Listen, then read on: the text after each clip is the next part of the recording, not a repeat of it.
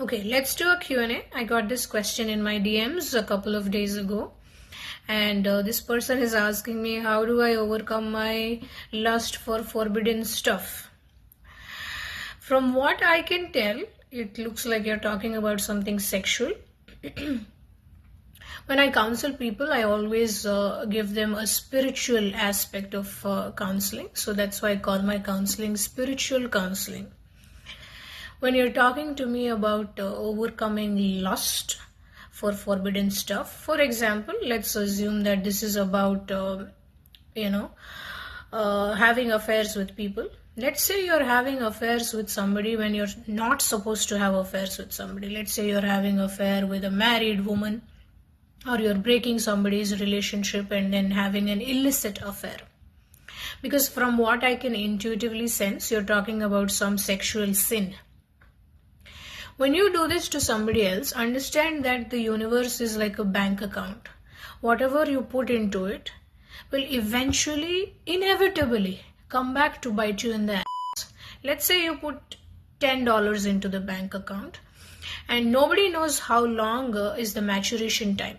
Whenever that matures, so let's say it comes back after 5 years, it comes back multiplied as 5 times more.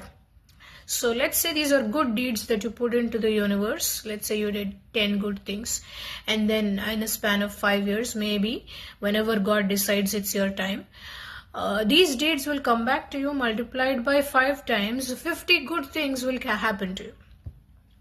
Let's say you did ruin 10 relationships and broke 10 people's hearts because of having these illicit relationships.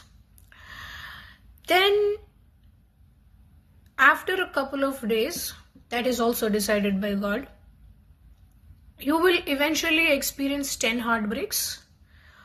And otherwise, the ways of karma getting back to you are, or your wife is going to have 10 different affairs, cheat on you exactly the same number of times, or even more, because again, karma comes back compounded, good or bad.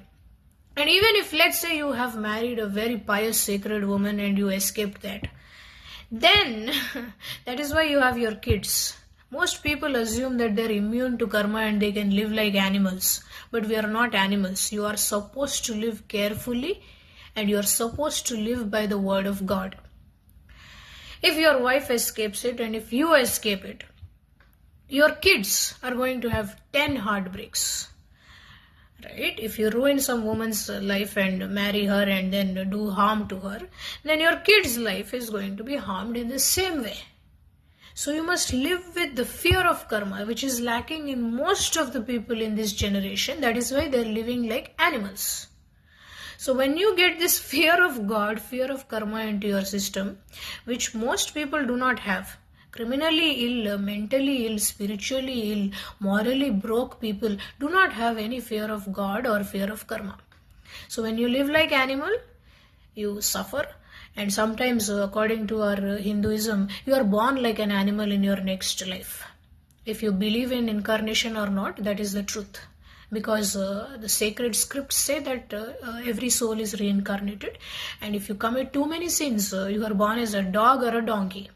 So now this is exactly how, by putting fear of God in your system, you overcome your lust for forbidden stuff.